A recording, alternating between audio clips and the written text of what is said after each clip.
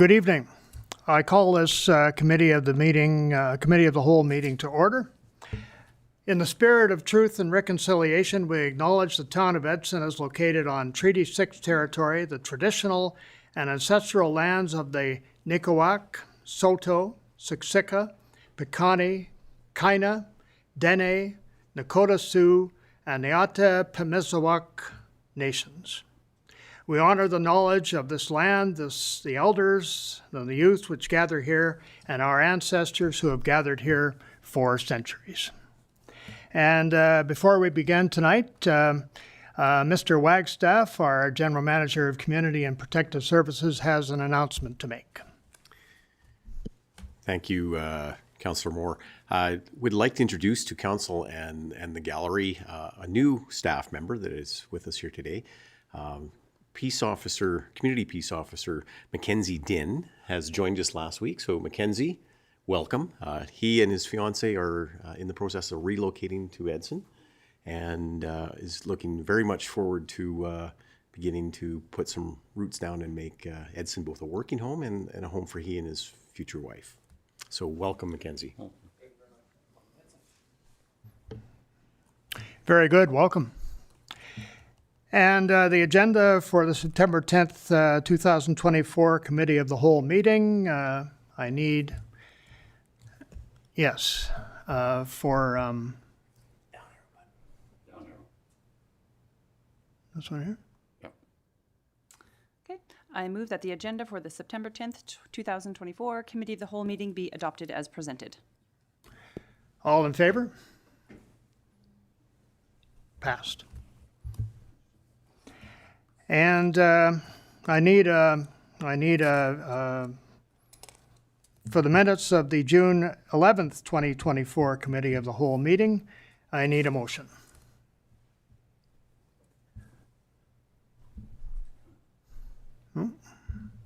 Just keep hitting buttons when you turn red. There we go. Oh, Just use this one here. that one here. I'll make the motion. Okay. Thank you, Councillor Schminnard.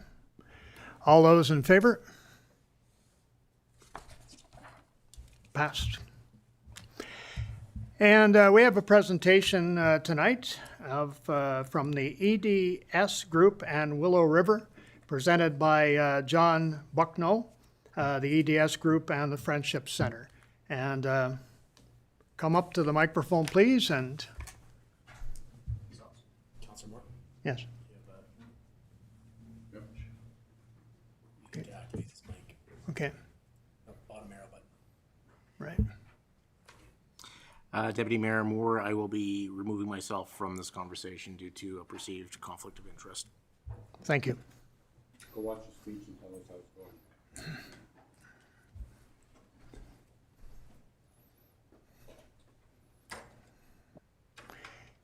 Okay, I think probably have to key up that mic. Oh, mine's red. Okay. Okay. Hello, everybody. My name is Jayla Davidson. I am the Indigenous Tourism Lead for Willow River Lodges. And I am the team lead for the store of Willow River Creations. Good afternoon. My name is Taylor Beck, and I'm the team lead at the laundromat and the experiences. So, who we are, Willow River Lodges is compressed of a small group of us who are all on our own path to reclaiming our culture. Each of us want to have more culture connections, and this project is helping us learn about our culture and ourselves. This is why it is important for us to share this with others. Our vision statement at Willow River Lodges Indigenous Tourism, we hope to offer a transformative journey where visitors can immerse themselves in tradition, feel the culture, feel the living culture, and listen to authentic voices, and fostering a mutual understanding and supporting the reconciliation and prosperity of our Indigenous community. So now we're going to quickly talk about grassroots tourism. So if you don't know, grassroots tourism refers to tourism initiatives that are majority owned, operated, and controlled by Indigenous communities and peoples. So that makes Willow River Lodges a grassroots tourism initiative. So what that means for us is that we have an emphasis on cultural authenticity, community involvement, and environmental sustainability. And it also provides our visitors with an immersive, rich cultural experience. Grassroots tourism will also benefit Edson because it promotes economic development, cultural preservation, and reconciliation. It will also focus on creating local jobs, supporting our local entrepreneurs, and creating partnerships and connections throughout Edson.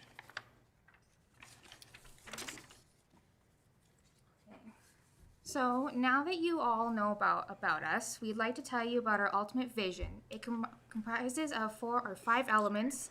The first is accommodations. We'd like to have 5 teepees and 5 traverse tents for glamping. We would then like to have cultural workshops and community events that will take place regularly. We'd also want to have various year-round workshops that will cover many topics such as medicine walks, goal panning, and wellness making workshops, among others. Finally, although we do currently have our Indigenous store in operation, we would like to bring it out to our glamping location as well. And so here's a video that Shelly from Rustic Ridge Imagery helped us create, and due to time constraints, we'll show you a bit of the video. If you'd like to see more, you can view it on our Facebook page.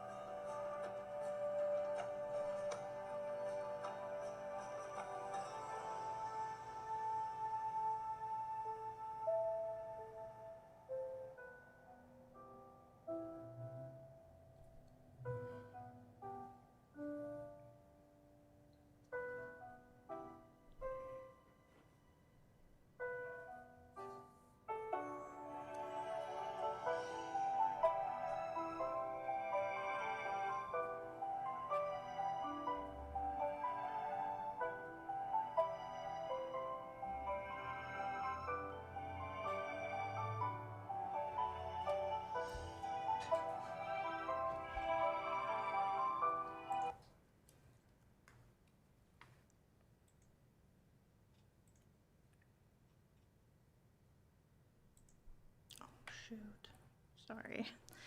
Okay, so now that you saw a little bit of our video, we'd like to leave this statement with you all. So together we can create a more inclusive and sustainable tourism initiative within Edson that respects and uplifts Indigenous communities. We invite you to each take the next step with us because together we can all be allies. Thank you all for taking the time to learn about Willow River Lodges. We appreciate you all.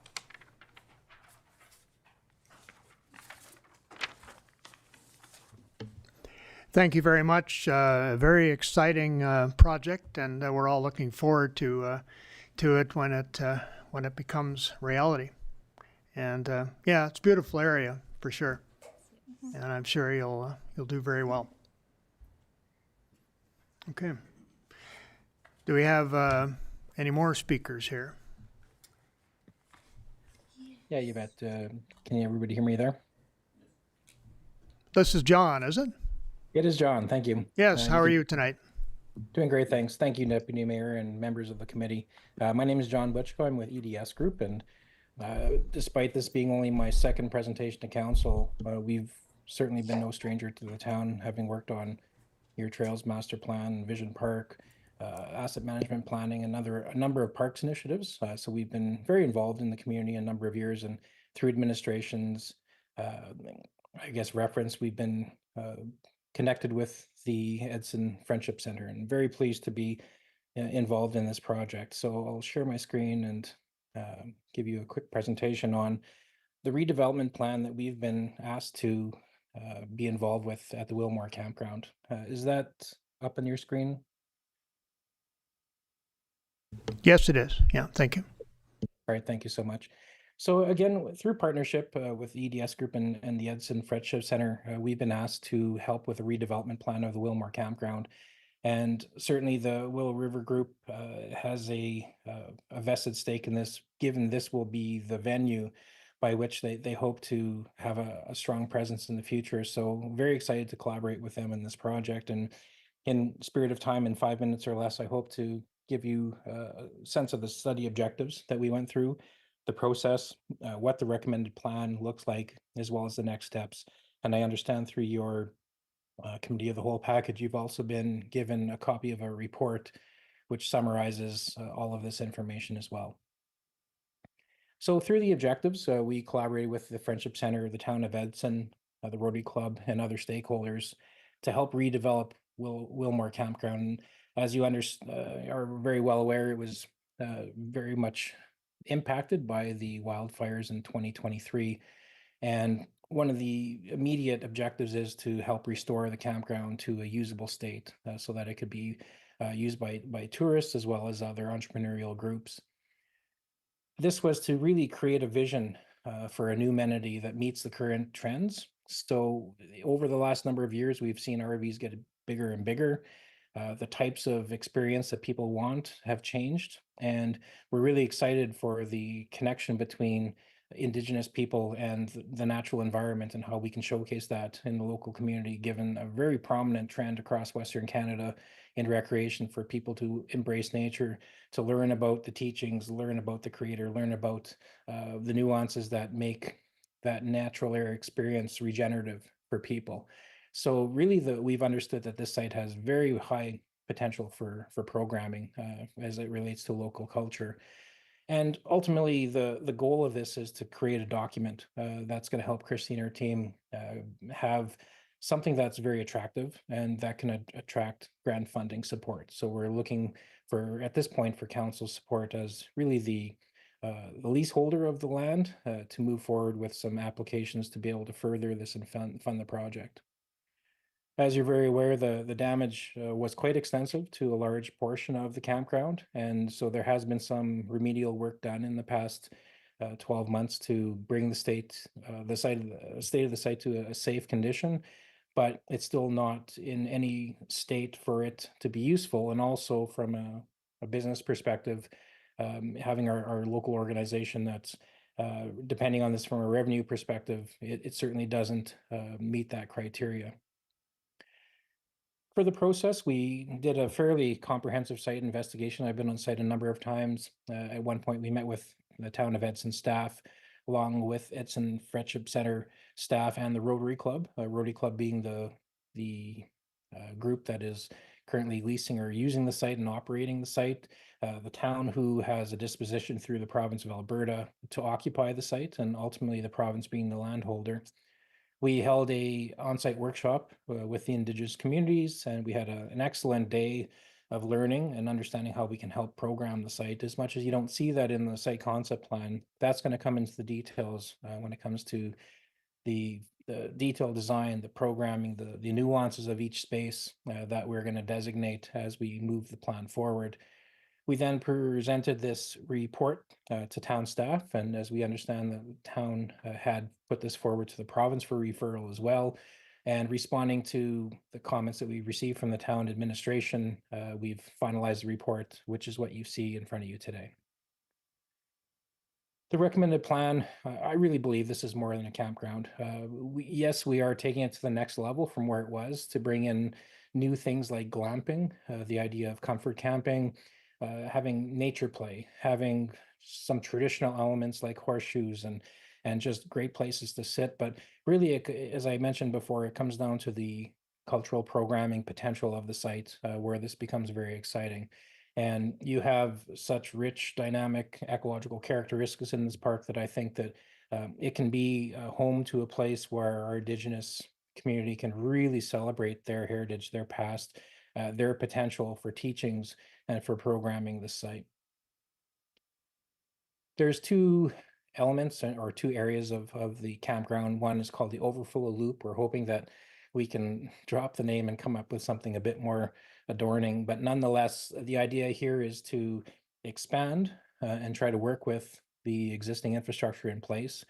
This is the site that was the highest impacted by the wildfire, to the point where it is not useful, it's not safe for the public to occupy, but to use infrastructure like the roadway that's in place, some of the clearings of some of the campsites, but to build upon those and to expand it to a point where there's enough there that becomes more financially feasible for a leaseholder to operate and to generate revenue from, but also to expand it, as you can see on the west side or the left side of the screen, where we have some pull-through sites.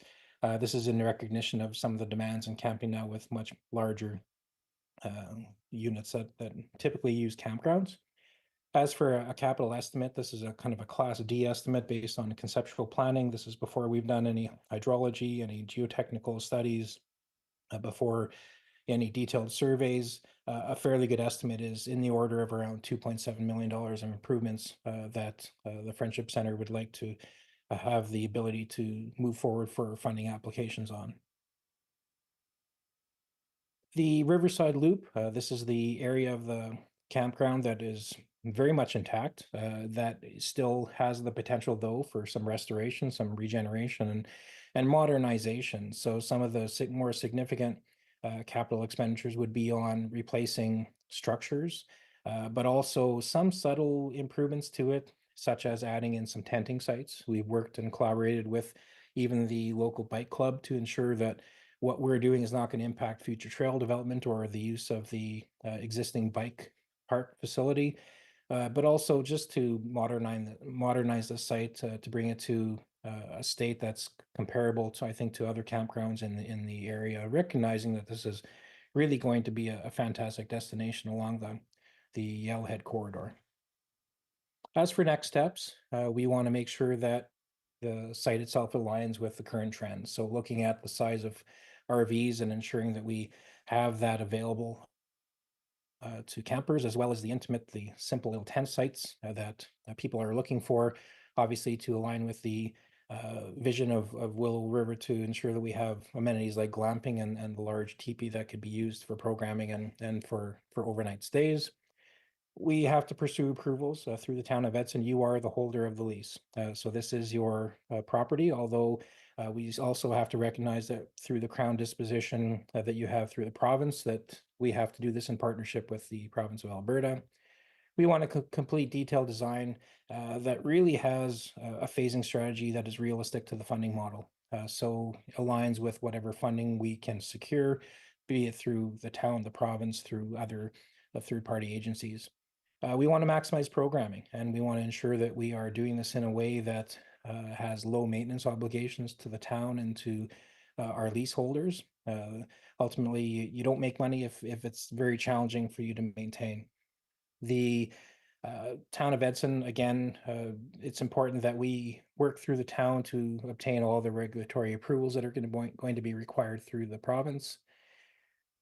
On the right side, we want to continue to dialogue with our local cultural organizations, not just our Indigenous communities, but certainly all stakeholders of the community, and really to seek out authenticity, to find ways to make this campground very locally relevant and spiritually significant, culturally rich, and Edson, not just another campground.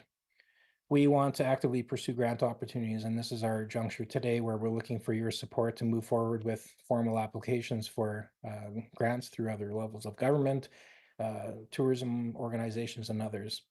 And lastly, we want to have continuing dialogue. This is not the first and the last time you're going to hear from us.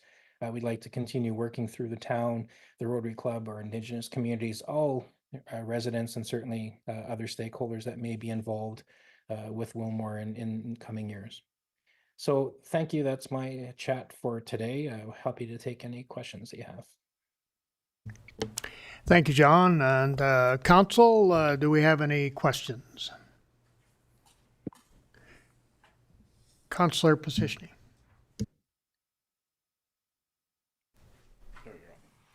Thank you. Through the chair to our presenters. I have a couple questions. This is all very exciting. One, there's a very large price tag for both. Where's the money coming from? And they talked about grant applications. So what grants are we looking at? And then the second question I would have is this within partnership with the Rotary Club, or is this to eventually take over the entire park as a whole? And then my third question is, you're talking about glamping in trapper type tents. Is there also going to be teepees that would be rentable? Because that's one of those unique experiences that people might enjoy. So those are my questions. Yeah, and if I may start, and then I'll let Christie's team maybe take the next stab at it. The intention is to continue working with the Rotary Club. They were side by side with us through the process, right from the site investigation moving forward. The intention is for them to be meaningful partners so long as they have the financial interests. One of the important things that we are trying to instill in the plan is making this more financially lucrative for a leaseholder such as they are. So having increased number of sites that align with the demands, but also taking it to not just overnight stays, but also potential for daytime programming and for leasing the site for other opportunities of the open space. So really trying to expand the program to make it more interesting and lucrative for a group like the Rotary Club or others to participate. Ultimately, that's between the town and the Rotary Club to decide what the fate is in the future. We're just trying to set the stage for a very successful venue for them. So I think that being said, that when it comes down to, is it a teepee or is it a typical, hunting outfitter's tent? This is all about outdoor occupation and finding the right type of glamping option that is financially doable, feasible, but also suits the site. And I think all of the above seem to resonate. There are examples. There's a large teepee that was erected this summer that I had seen, which is a fantastic gesture to our Indigenous community, but also a great potential host for great events. Outfitters tents are very suitable. The nuances of this, it's going to come down to the funding model and how permanent some of those structures would be. And lastly, who are we going to outreach to? There's incredible opportunity right now for tourism dollars in the province of Alberta coming from the province. The funding source, though, I can't speak to that. We're just at the very initial stages right now to look for council's blessing to have the ability to apply for them. This is your disposition through the province. The Friendship Center doesn't have the authority to do this on their own, and we're looking for your support to move forward. And once we have that support, then we can start talking financial models of what the contributions might have to be from the town, or who knows, we might luck out and it might be exclusive dollars coming from third-party sources.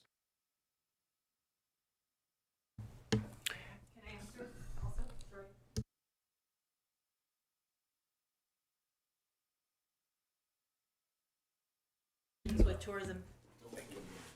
I've already had conversations with Tourism Alberta, and they're aware that we will be applying for funding, and we qualify for the larger grant of $500,000.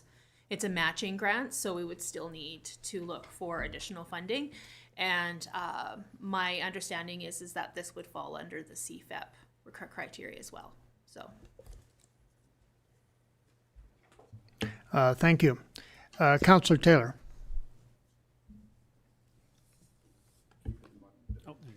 Through the chair to our presenters, thank you so much for this presentation. This very inspiring presentation. This plan looks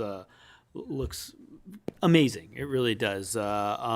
First off, this fits perfectly into the town's strategic plan of creating those inclusive societies and bringing in our Indigenous culture. So I think Councillor Positioning has sort of beat me to it in terms of the operation, how you'll operate in terms of with a Rotary Club and accessing funding. And I I would be shocked if you didn't get grant funding for this, because for the uniqueness of this project. It's something very unique to to not only our community, but to any community, to bring tourists to our community to experience that Indigenous culture. And this is not just really a camping experience. This is an Indigenous experience. And maybe people want to experience that, from whether they're from Canada or from outside our borders, right? They want to come and experience that uniqueness. So well, and I will say this, despite the fact we don't really make decisions at Committee of the Whole, and council does have to collectively make their decision about showing their support. I personally support this project. Whether or not it is a letter that you need or a motion or at a later meeting, I'm not sure, but I'm supportive of this project. I know you're not looking for funding from us right now, which is fine. I like the idea that you look for those big grants, as Ms. Gomolka had talked about, but certainly I'm supportive. I'm always supportive of new enhanced facilities within our community, and this just falls in sort of a category of being very unique. So just a couple of questions. In the future, is it your plan, obviously you talk a lot about tourism, is your plan to also incorporate any schools or school visits in terms of this park that you're going to create? I just see many schools looking this as a great opportunity to experience Indigenous culture, and not just schools here locally in Edson, but I will guarantee you there'll be schools way outside in the Edmonton and Calgary that will come. They will bus their kids here to have those experiences. There is funding for that. They want to take part in that. So that's the first question. And are you also taking your presentation to the county as well? Because obviously, many county residents use the facility and are a part of that too. So just those two questions. Yeah, and thank you through the chair to you, Councillor. I would say all of the above, certainly groups like local schools, regional schools are very important partners in this. We've yet to reach out to them specifically. You're the first stop. Obviously, has the highest vested interest, but in our experience working across municipalities across Western Canada, a venue like this becomes you're probably going to have to push some schools away, and we're going to have to start booking them because you will get a lot of competing interests. It'll be a very attractive sites for daytime stays. But I will say, and you did speak a bit to the price tag, and it seems ambitious, but some of those things like full service washrooms are becoming minimum requirements for groups to come there for long-term stays or full day stays. So for us to be ready for that, we want to have a site that not just is a place, but it's a dynamic, culturally very rich space for people to explore and align them with, with tourism operators or with Indigenous elders that want to come to help program it. It's going to take some time and some thinking, and we're excited to be able to do that, and I think in a short term. So to say, are we ready for students on day one? No. But as we realize the plan within the first number of months, and we have the comfort amenities, the bus turnarounds, the washrooms that are required, the outdoor classroom, the covered canopies in case we have inclement weather, aligning them with some programs, we're eager and we're very excited to make that happen in a quick fashion. So absolutely, thank you for the comments, and I think we're very much in line with your thinking. So for the schools, I am on the same thing as John. We 100% can't wait for the schools to join us. We think it's a great opportunity for kids to come learn more about Indigenous culture, especially because there's not much in the school base right now. So there's lots of Indigenous students in there that would love to also reclaim their culture in some way or another, and this would be kind of their first step in a way, I would think. And then for the county, we haven't thought about going to the county, but we probably should. I don't know what else to say, but yeah. Thank you very much. Councillor Shatka.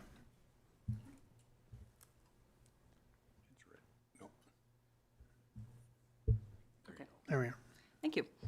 Through the chair to our presenters, thank you very much. It was really great to be able to read through all the information that you provided in the slides. I've got 3 questions. The first one is around the grassroots tourism. So you said it's majority owned or operated. I can't remember exactly how that was worded. So if this is grassroots tourism, then do you have to own the site, own the land, or be the operator of the site or the land? I'm just wondering how that connects, how that ties together. So that's the first question. Maybe I'll have you answer that first. So majority operating kind of fits into the grassroots tourism thing. So Willow River will be operating it and kind of leading it. And then, bringing in our community members, other people to kind of get our experiences going and stuff like that. Okay, so through the chair to our presenter, so are you, I just want to make sure I'm interpreting this properly.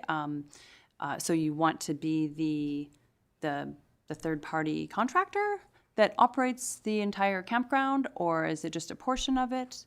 I'm a little bit confused because you said you're also working with the third-party contractor that is currently operating it. So I'm not sure how that, I'm not sure I understand. Okay. Yeah, sorry, that was kind of confusing. I can see that. So the contractor will be doing that. We're going to be kind of like molding our experience and stuff that will be held out at the location. I don't know the specifics about like owning the land or anything right now, and we can get back to you on that. But from our point of view, it would be getting our experiences, putting out programs, stuff like that. Yeah. And then also to add on that, any like buildings we put out there, so teepees, whatever, it will be able to be taken down instantly. So if it doesn't work out in any way, we can instantly just take it all down and then just pass it back over to the Rotary Club. Okay. And if I may, sorry, through the chair to you, Councillor, as I understand it, just from a legal perspective, the intention is to not displace the Rotary Club. We want to have their risks enhanced, if anything. We're not taking away their ability, their ownership, or their rights that they have to operate the campground as they do today. If anything, we're going to bolster that through increasing the number of sites, improving the current amenities, having things like flush washrooms versus the outhouses that they had. When it comes to the interests of the Friendship Center, it'd be more on the cultural programming side, the temporal occupation of the site. So some of the, call them interstitial spaces of the site that we could use for programs for short-term events. You might have glamping sites that are there available on the short term, whether the Rotary Club and the Friendship Center partner in that's to be determined. But again, the commitment made to the Rotary Club is we're not displacing them. If anything, we're helping improve their business model, and that's important because they are the current holder of the lease and the operations, and there's no intentions to displace that moving forward. Okay, thank you. That was my first question. If I may proceed. Okay. Sure, thank you. So my next question was regarding the engagement program that you sent in the package. It mentioned one of the key takeaways of the workshop was the importance of thinking about the subtle gestures of applying Indigenous cultures and practices rather than focusing on, just powwows. And I was just wondering what that means. I didn't grow up in an era where Indigenous education was in my school, so I'm just curious, what does that mean? What does it look like? And thank you through the chair. I'll respond to that, given that was probably some of my verbiage. And I really commend the group that we had. We had about 25 individuals in our outfitters tent for the afternoon to talk about how can we really tease out local culture and express it in this park. What you typically hear is we're going to have powwows, we're going to have dances, we're going to have the big, the grand, and something we heard loud and clear, and again, very unique. We work across Western Canada, all types of communities, but very unique was saying, we don't want the Disneyfication. We don't want that Hollywood. We don't want the big. It's about the subtle gestures. It's about the listening to the land. It's about going for a quaint walk with an elder to learn about medicinal species. It's about being able to hang some ribbons in the trees and express yourself in a personal way, but not publicizing it. So we want to have opportunities for very authentic, genuine expression of Indigenous culture. It's not just about the big powwow. We're not there to attract people to come see, as they say, the Hollywood side of it. And it was very commendable of the group to say there's enough of that, because I think that's, if you were to go online and you were to type in Indigenous culture expression, they show powwows. It's the garbs, it's the dress, but it's the subtle gestures that I think that's very important. And I think that is probably the most thing about the site is, the ability to go for a walk. And I bet you're going to find 16 of the 21 key medicinal plants in the local area. So we want to tease that out. We want to express that. And the group was very, I think, commendable for saying, yes, that's what we want. So that being said, we approach things differently in a much more subtle way. So I hope that answers the question. At the same time, we still want the ability for the site to have large events, to have several hundred people to come for Indigenous Peoples Day or a significant momentum or occasion, but it's the day-to-day programming that I think we could do 100 days a year, and not just on 1 or 2 key events throughout the season. And so, and with that, so mainly people see powwows, people see all of that, but we just took a training course and we learned like what attracts people the most and all that. And actually, one of the biggest thing that attracts people the most is culinary, so food. So, as you can see in the video, there was some bannock on a stick. So, and that's a very big popular hit by one of our elders. And then we do have like the medicine walk by one of our other elders, Terry.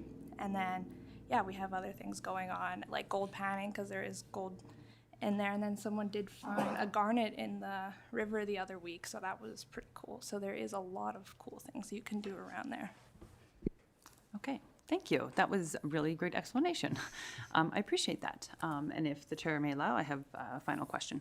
So through the chair to our presenters, so in the report, you kind of listed that you didn't want to have like one big like parkade, which I completely understand that. I'm just wondering if there's any opportunity to add a little bit more parking.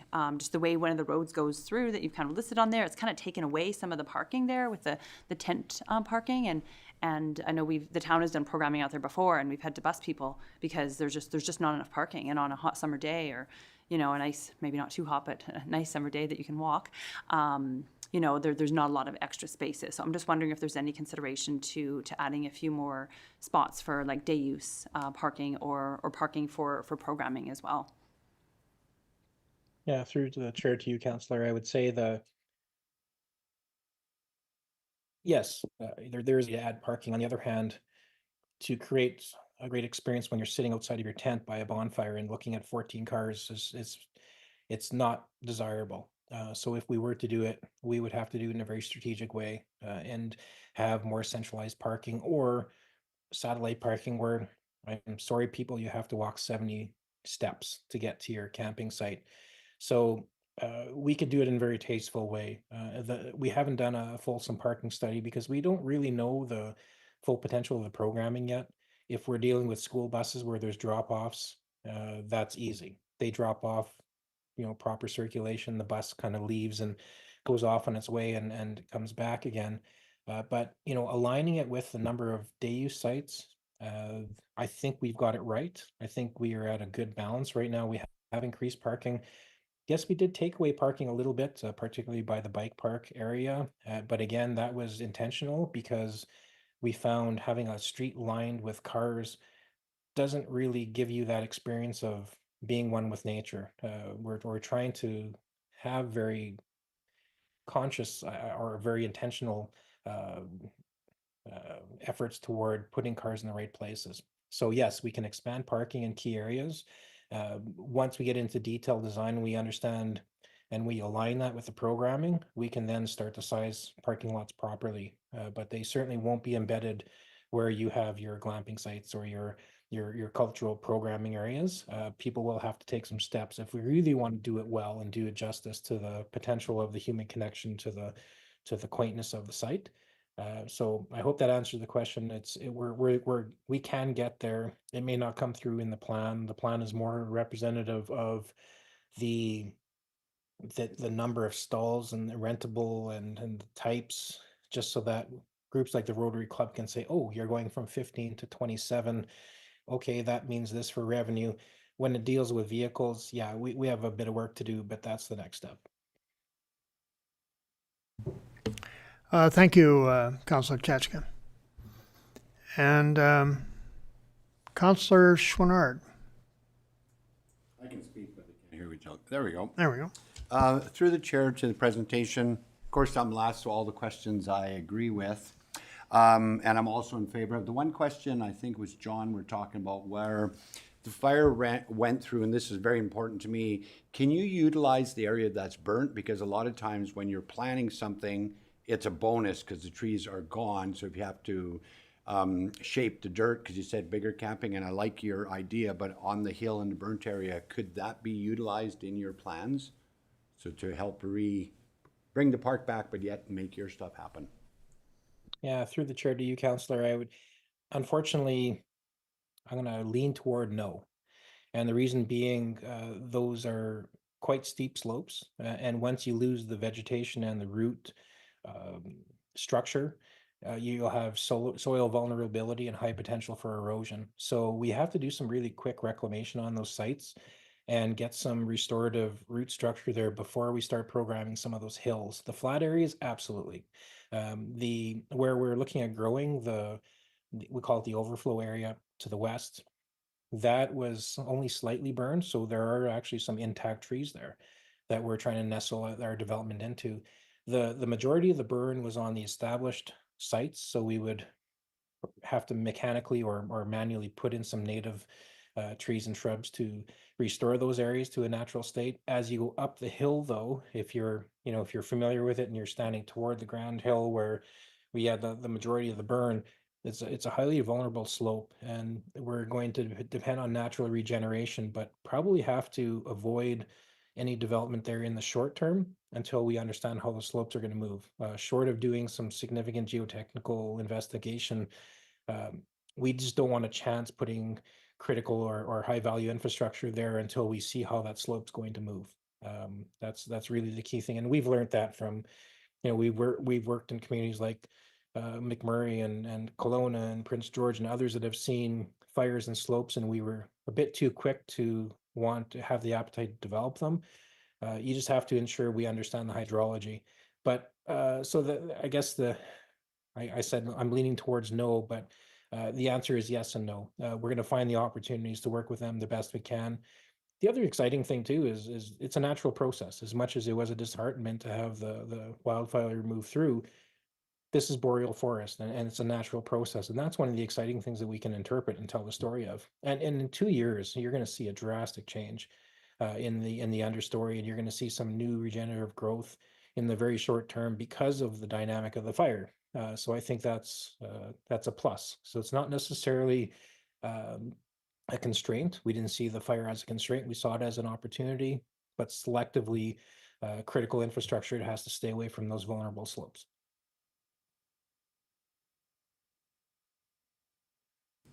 There we go. Thank you. And then just a comment where you ladies made, yes, bannock does make me come there, but I like the fried bannock. So next time I'm there, I will happily work with one of the elders. They're going to teach me how to make bannock. So I totally agree. That is a good draw. Thank you. Thank you, Councillor Schwannard. John, I have one question. Do you know of any other projects in the province that are already there or upcoming, and albeit in the rest of Canada? Do you know if Canada has any projects like this in any of their parks? And to you, Deputy Mayor, we work in 4 provinces extensively, and this is unique. There's a lot of people talking about it. There's a lot that have done it. We have places like Métis Junction, which is a good precedent, here in Alberta, just not too far from us. That is a great outdoor experience that provides day use opportunities for cultural programming, expression, and overnight stay. So there's existing ones, but up and emerging, and ones that have, you know, that are up, starting now. No, not that I'm aware of. There's a lot of excitement and interest in it, but we haven't had a group this enthusiastic that I've seen, and I could be wrong. I don't know everything about everybody, but we are pretty well versed in certainly Western Canada. So you're in a unique position. And one thing I will say is being on the Yellowhead Highway, that key, I have to stop, somewhere between Edmonton and Jasper. You're in such a fantastic strategic location to do this, that I think you can do this better than anybody on the Yellowhead corridor, I would say west of Saskatoon. So I think this is an exciting time for Edson to take a leading role in this. Thank you. So this could put Edson on the map even more than it already is. So that's very exciting. Thank you very much for your presentation, everyone. And yes, we look forward to the further development of this project. Thank you.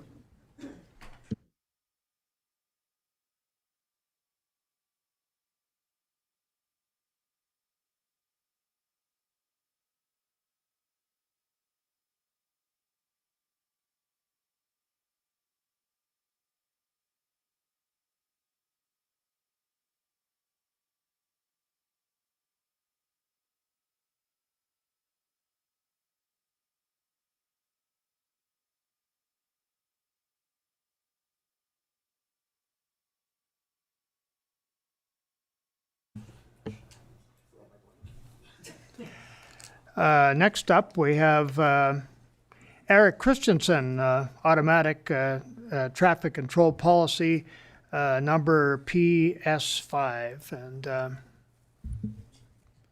go ahead. Thank you. Thank you. My name is Eric Christensen. I'm the manager of enforcement services, and before you, I bring the automated traffic enforcement policy PS5 for information tonight.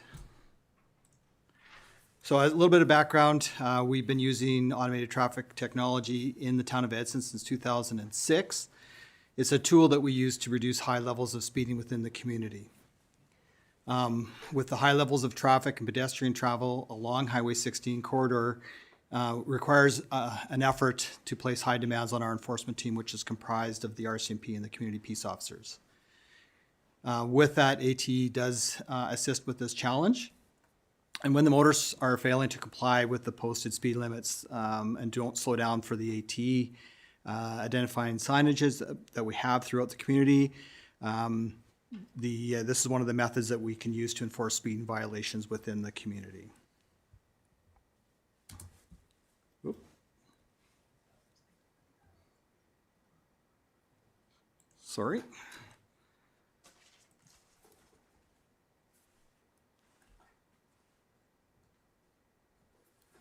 So tonight we're here to speak about what we need to do. So with the automated traffic enforcement program, it undergoes an audit every 2 years from the province. In October of 2023, the town of Edson had a audit, and it was identified that we had an absence of a formal policy, which is a crucial requirement of the AT program. In response to the new automated traffic policy, which has been drafted and is in front of you today, this policy must be reviewed and approved by council. And once this is approved at a later date, the policy will be submitted to the Alberta Public Safety and Emergency Services. I'll add that we weren't the only municipality that missed this back in December 1st of 2022. So with that, I will open it up to any questions that you may have. Okay, council, any questions? And it's okay. Yes, Mayor Sahara.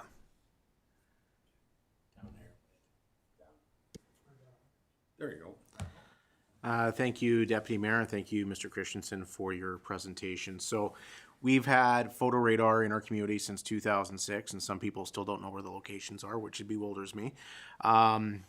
the provincial government has changed policies regarding automated traffic enforcement. So is the reason we didn't have a formal policy before is because the legislation changed for the province, or the rules of engagement changed for the province in 2022. That's my first comment or question. And then secondly, we know that the provincial government is moving away from automated traffic enforcement. I believe City of Edmonton has already been given notice. And we've already been engaged with provincial government where it sounds like it's going to be going away sooner rather than later. So are we just basically wasting our time on this if it's going to be going away here potentially within a few months or a year? I guess what do you know about that? What can you share? Thank you. Through the chair to Mayor Zahara. So right now, a lot of these comments that we hear about the upcoming possibility of AT is just rumors. We have had nothing other than some engagements with the province, but we've had no formal indication of what is going to be the change of the AT program. This policy was required and is part of the program in order for us to make us in compliance, even if it may be for the next few months, but we still need to be compliant. So.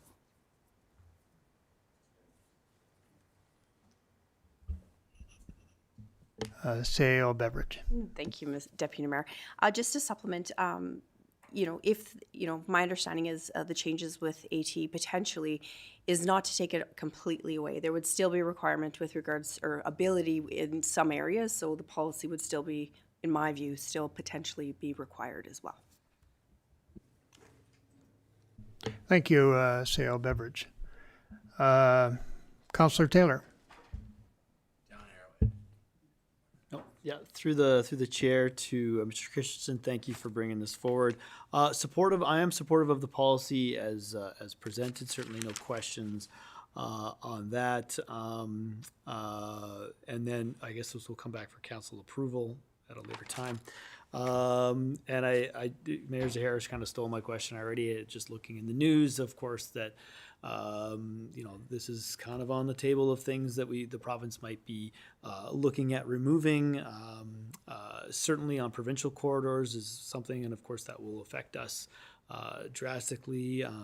But I still think it's important that we pass this, because having photo radar in our community, what I've heard from residents, people that are upset with photo radar, are upset with it in the locations that they would much rather it have in like school zones, which would still, under what my understanding is that they're putting forth to the City of Edmonton, they still can put it in school zones. And that's so, I don't know about other areas in town, and obviously the biggest restriction I know that we have is we can't change locations. And I know there are some locations that are pretty dangerous. My son was just walking on 63rd Street on Sunday afternoon, and one of the speed signs was there, and someone passed him. He was just running down the trail. Someone was going 78 kilometers an hour in the 50 zone on a Sunday afternoon. So, and we don't have enough police or enforcement services to take that on if we lose ATE. So, anyway, supportive of the policy as it is, and thank you for the presentation.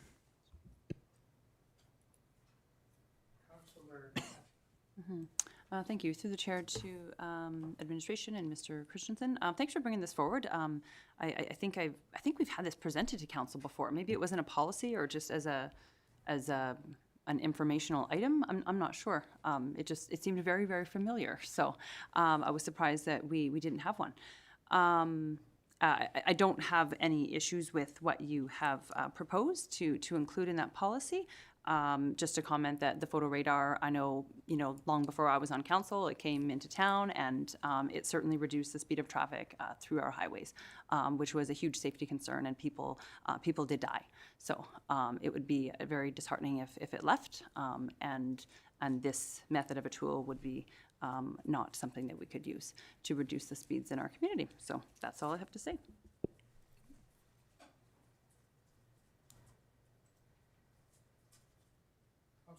Yeah, through the chair, I just add one more thing, and that's to Councillor Chachka's comment if there were accidents. Since the removal of photo radar on the ring roads in Edmonton, the City of Edmonton in 2023 had 13 accidents causing fatalities in all of 2023.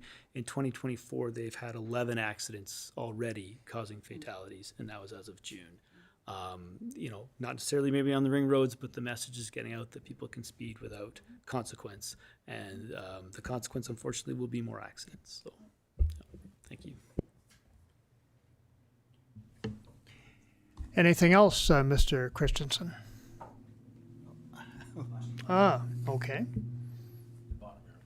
Yep. I'm just helping you figure it out, but I'm also in favor of the policy. We're not debating photo radar, we are debating the policy, and I'm in favor of it. Thank you.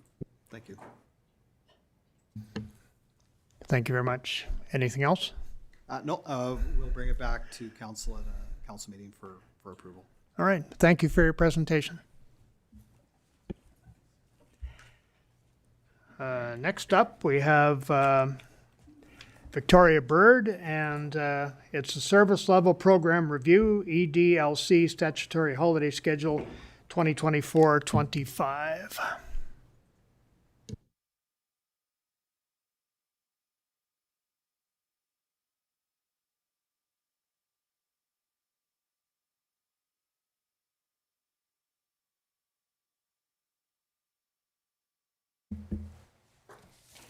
Thank you. Good evening, Council. Thank you for having me here this evening. Today we are going to be reviewing the proposed statutory holiday schedule for 2024-2025, focusing on how it aligns with the Town of Edson's strategic plan, including efficient use of resources and community accessibility.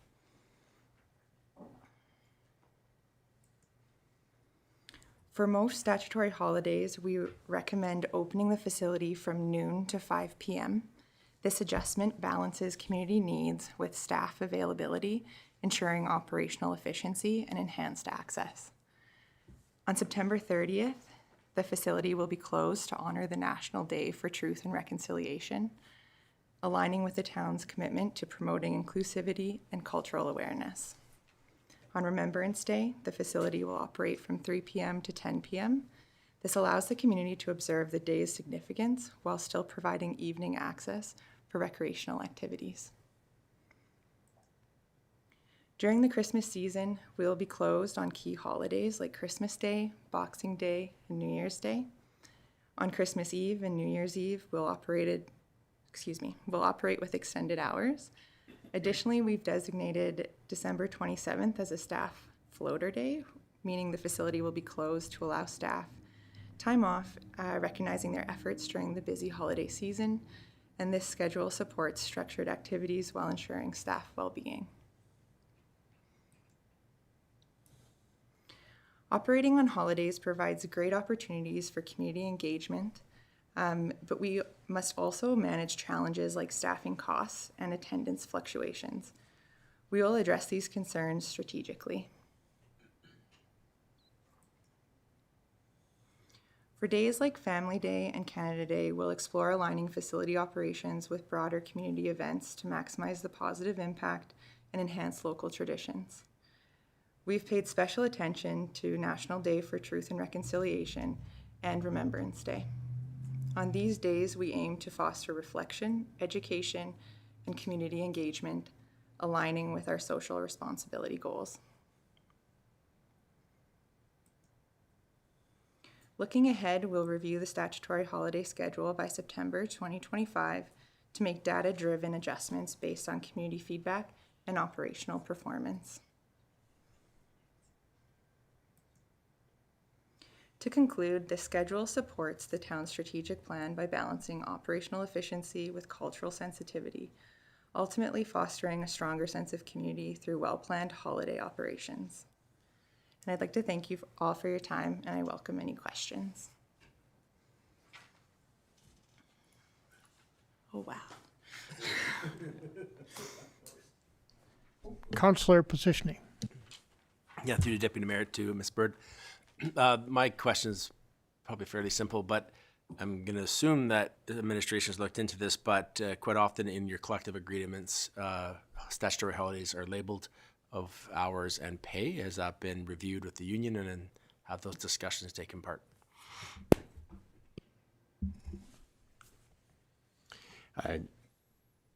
Through the chair to Councillor Pisichny and all of council, yes, that was one of the considerations when you saw the December 27th date. That's one of our closure negotiated pieces with staff. So if we were open on that day, there would have been, day in lieu, as well as a higher cost of staffing costs for that operation. So that was the choice of when we looked at the calendar and how that day fell. The same is one of the considerations with regards to the fact that within our union agreement, we had to look at the closure on September 30th for facilities, which means recreation facilities could open, but then we'd have to manage that. But we took a look at the significance of that day and went, what other things can we do around making awareness to the meaning around both September 30th and November 1st, at the same time balancing it with providing those amenities so you can have families and individuals, take advantage of some time recreating as well. Thank you, Mr. Wagstaff. Mayor Zahara. Thank you, Deputy Mayor Moore. So history, I know this has been a topic of discussion around this table previously, and at one point in time we were very much closed during many of our statutory holidays, which really isn't inclusive of the community when they actually have time off with their families and wanting to access facilities. So I thank you for your work on this. And I think I'm really thankful for the thoughtfulness around, in particular, Remembrance Day. It's after when the majority of the ceremonies are over, and then families are going to be looking for things to do with their families, and being open on Family Day. We used to be closed on Family Day, which makes no sense. Obviously, there's a cost when we are open on statutory holidays, but these are taxpayer funded facilities and they should be available to taxpayers and ratepayers and our community. So I think you found the appropriate balance here. My only suggestion would be, and when this comes back to council for formal resolution, I would be making a motion to have the facility for free on Family Day to make sure that all families can partake. Because there are certain segments of our population that may not be able to afford it, and I think that's what Family Day is. And I think for the little bit of revenue we would lose, I think it would bring a lot more people into our facility that may not have that access. So, but that'll be a discussion when that comes to council. If you want to include that in your RFD, you certainly would have my support. So, Thank you, Mayor Zahara. Councillor Taylor. Through the chair to Spurt, thank you so much for bringing this forward again. I echo what Mayor Zahara had said. I'm, with young kids, I have to do kind of the worst thing ever on these types of days. I'd have to entertain my kids, which is a huge undertaking. And there's nothing worse than want to spend time with your family, entertain your kids, and the facilities which you use that to entertain them are closed. So thank you for doing this. I certainly support the dates and the consideration you put into this. You mentioned about just supplementing with special programming to ensure that you bring people in. And that was a concern, like having the facility open and all of a sudden you have, 3 or 4 lifeguards on and one person swimming in the pool, right? And I get that. So any ideas in terms of what kind of programming you might kind of look at? I know, those types of things. I certainly look at in the summertime, the bouncy castles can be used and those types of things to bring people in. Any ideas that you have just to make sure people come in? Offering a free facility is one way, but any other ways? Thank you, Councillor Taylor. Councillor Chachka. Oh, sorry. Through the chair to Councillor Taylor. Nothing formalized yet, but our team is definitely exploring multiple programs internally across our department as well.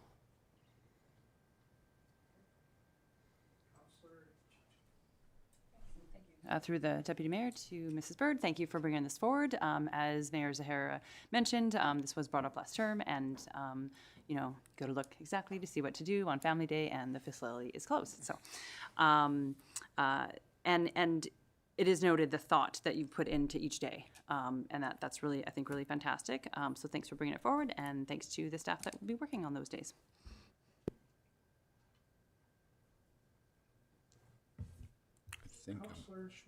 think about.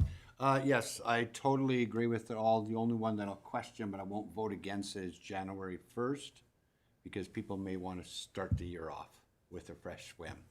But that's just my personal thoughts. I don't go to the pool, but, so for other people that want. I do use the sauna and the shower though, but yes. Not the hot tub. Not the hot tub. But yes, I totally agree. That was just my thought on January 1st, but I do like the effort. I like the mayor's idea is family day, you know, eating free, but I totally agree with your hours, and January 1st was just a comment. I wouldn't use it on that day anyway, but, so other than that, good work. Thank you very much. My pleasure. Thank you, Councillor Chouinard. Anything else, Ms. Bird? Not at this time, no. Okay. Well, thank you very much. Thank you for having me.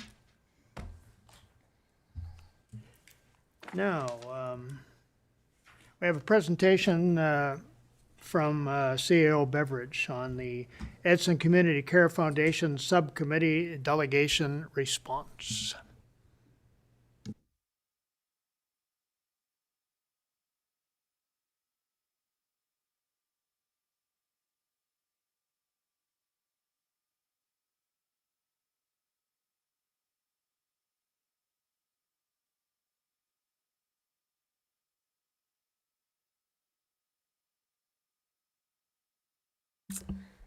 Good evening.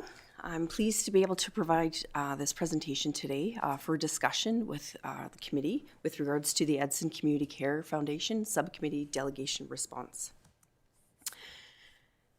A little bit of background with regards to the Community Care Foundation of Edson and District.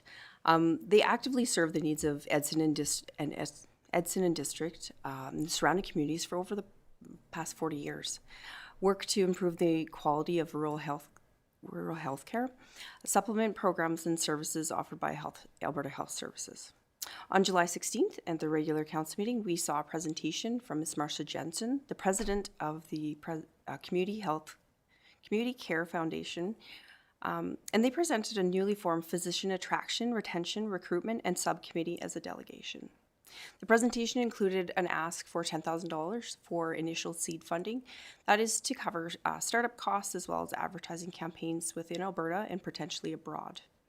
They also asked for town representation on the subcommittee. A little bit of background. This information is also in your package, but wanted to just lay this out as well as far as the current support that the town of Edson is offering to the medical professionals within our community.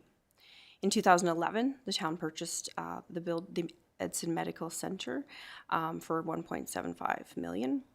Between 2011 and 2015, the town had arrangements with the medical center. As far as our records, are shown, is that 2015 was really when we started to directly lease to the Edson Medical Center Agent Corporation. And council would recall within this term, there were amendments made to the lease to allow for more feasibility within the financial feasibility for the doctors group. So the annual rent was reduced by $83,000 from $220,000 to $137,000. Just to note, that lease does expire at the end of 2025. So the town also absorbs all inflationary costs when it comes to the facility. So to date, $4,900 in 2024, and of course these costs, when heating, all of those extras, electricity, all they increase on an annual basis.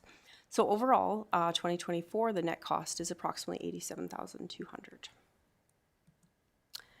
With regards to the additional support that offered is on a house. In 2012, actually the town of Edson and Yellowhead County jointly purchased a house for $450,000. This house does provide temporary accommodations for new physicians and their families. And throughout the time that this house has been available, there's been actually a lot of different variations of flexibility within the house, because there is a suite also in the basement as well. So there's flexibility for more professionals to be housed in those accommodations. So most recently, it was rented for $2,500 a month, and was for just about a year for a family with a doctor in the community. So with that, the town's responsible for the property taxes as well as all maintenance of the property as well. So with that, just to emphasize what that also, allows for is that stress-free approach to coming to our community and be able to join our community, have a place to live. As we all know, when you're moving to a community, that's just an added pressure. And so that's something that isn't, fairly advantageous, as well as just to potentially, in some cases, if they have another property that they're, leaving there and coming to our community, and also getting the opportunity to understand where they would like to live in our community. So for this discussion, as you note, there isn't a recommendation from administration. Just wanted to have, to seek some guidance and understanding of where council wanted to direct for the representation of the subcommittee, and also support as far as the seed fund request that was presented before us. From this meeting, based on the committee's feedback, we would provide back an RFD with the clear direction so council could make your decision. Thank you. I'm happy to answer any questions. Okay, Councillor Chouinard. Hi, yes. I'm not sure where we get the 10,000, but I am in favor of it. The question is, they want Town of Edson representation. Does it have to be a council member, or could it be a staff member that would be on that board? Because I think we have staff members involved now. I'm just looking for clarification on that. Through the chair to Councillor Chouinard, that's completely up to council. There was no request as far as what representation was requested.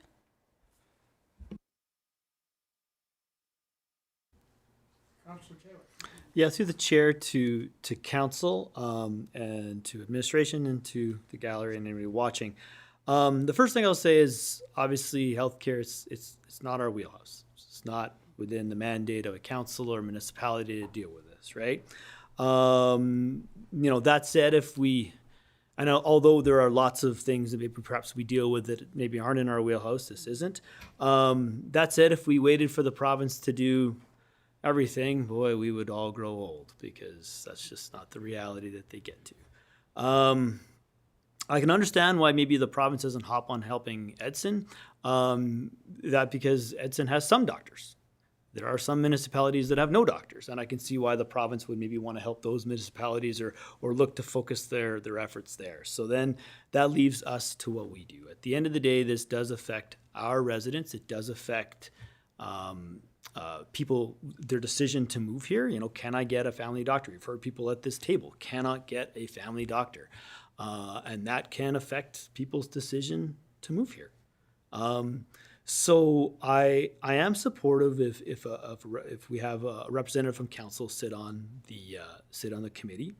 I am not in favor of having an administrator or someone from admin sit on this committee, and the reason as to why, I would worry that the admin would be, it would be their responsibility to do some of the legwork, and I don't think that's the responsibility. Our staff are very busy. We have lots of projects on the go, but having that that council member offer that Town of Edson perspective to keep the rest of council informed of how the hunt for doctors and how that is proceeding, I think is important.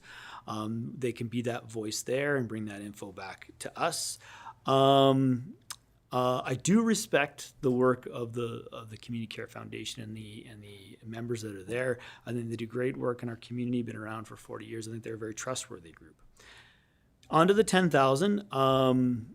This is where I do struggle a little bit. When all we've heard right now is advertising, which I sort of see. I just would like to see what kind of avenues in terms of what advertising they're looking at, and then what do they mean by startup costs. I was not maybe there that the opening when they did their presentation in July, so I don't know what startup costs they might be looking at.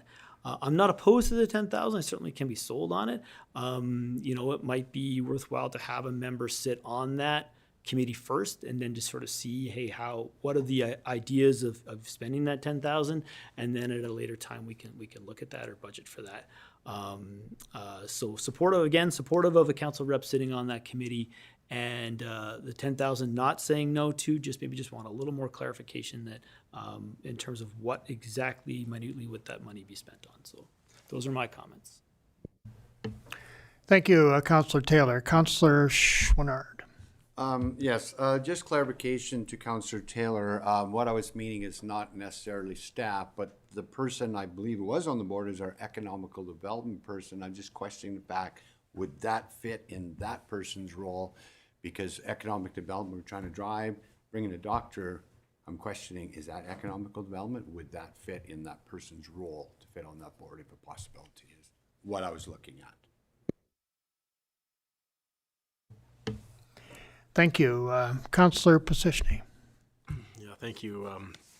Through the deputy mayor to council, I'm definitely in support of anything to do to attract doctors is a win for all residents. Community Care Foundation, I think if you're going to give money, it's imperative you have a council rep to represent the money that you're given from the taxpayer. So I think they go hand in hand. If we're going to add that, they should be part of our boards and committees and appointed by the mayor in the fall, like every other board, and an alternate should be assigned so that we have a representative to represent that money. This council's made decisions to spend money on a few people in this community, and this is spending money on a lot of people in the community. We bought the house back in the day because we were putting locums and people into a place that had bed bugs.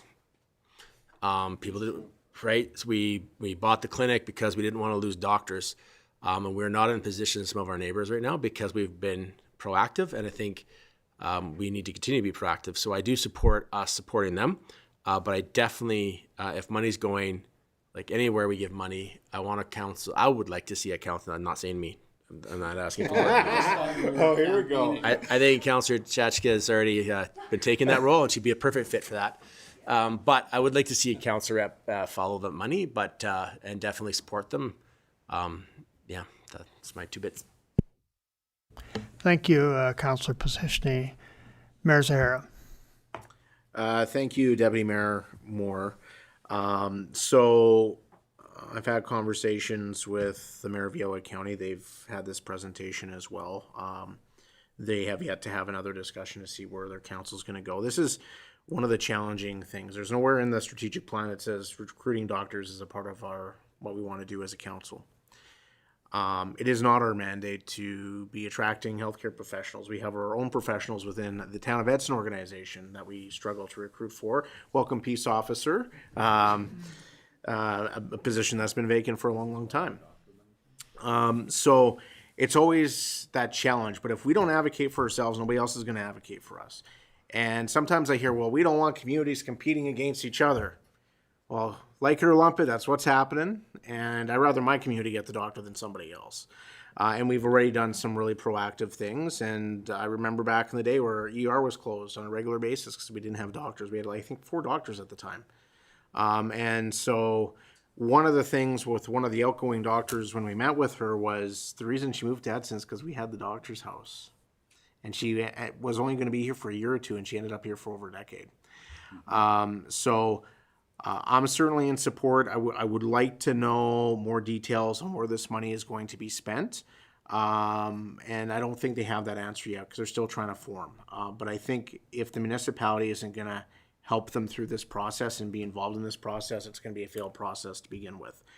We have recruited doctors here, thanks to tours by some of our counselors. Counselors are going to be going on another tour here next week, I believe, with a doctor that's looking to move here, which is good. And that's why I think a counselor needs to be sitting on that committee. The mayor of the county and I were going to plan on attending the meeting with the Community Care Foundation later this month. Unfortunately, I'm at Alberta Munis. So we certainly want to learn more and be involved in that process. With that said, I'm kind of rambling here. I am supportive of bringing back a plan for seed funding of $10,000. I think, like Councillor Pasicny said, having a councillor at that table, understanding where that money is being spent, and being that liaison at this table and to other levels of government as well, because we're going to hear things, we're going to see things. I'm not opposed to having a staff person there as well. I know that our economic development officer has been very instrumental in helping this group out, and we thank her for that. But that's for the CAO to decide what she wants to do with her staff, and if there's a benefit of having the ED or somebody else attend those meetings. But so yeah, I am supportive. It's unfortunate that we're put in a position where we have to kind of get out of our lane, but if we don't get out of our lane on this, our community is going to suffer as a whole. And if we have no doctors and no healthcare facilities, we might as well put a closed sign in front of the town of Edson sign and say closed for business, because nobody's moving to a community without healthcare and without education. Thank you, Mayor Sahara. Councillor Chachka. Thanks. Through the Deputy Mayor to Council and Administration and those in the gallery. I agree with what's been said around the table, and you know, this is a little bit out of our wheelhouse, and we are in I think a fortunate position that that there is a group that is stepping up right at the time that we're talking about it and asking them, and I think they did that willingly, not. I think they did that willingly instead of being, forced into it. So I think that's a really key point to this, is that they're all passionate about it, and they're bringing all the right people to the table in their group that need to be at that table, which is also really, really fortunate. There's one thing with trying to do something, but if you don't have the right people there, it's really challenging to move anything forward. And I think with what's been said about the seed funding and having a council representative, I agree with that. I do have a question to administration. Do you know how frequently the subcommittee is planning on meeting, and the hours of that? I know just with schedules, that can be challenging. And that and does administration know when they plan on bringing this forward? I know we have our annual organizational meeting late October. So is it aligning with that to appoint a councillor, or are they wanting one prior to that date? Through the chair to Councillor Chachka. Very good questions, thank you. With regards to the timing of meeting, I don't have that information. I'd be happy to take that back. I wanted to have this conversation to see whether, just about council's desire to be a part of something like this, but I'm happy to do that. With regards to as I was thinking here as how to navigate through, I would suggest that we bring this back sooner than the organizational meeting, not to appoint, but just to make that a council member will be appointed at the org meeting. That would be my recommendation. And if council wishes, I would also look for if there's any finer details we can get with regards to the seed funding. This is a common theme as I'm hearing this evening, and it was actually that evening as well, as far as what is this funding for.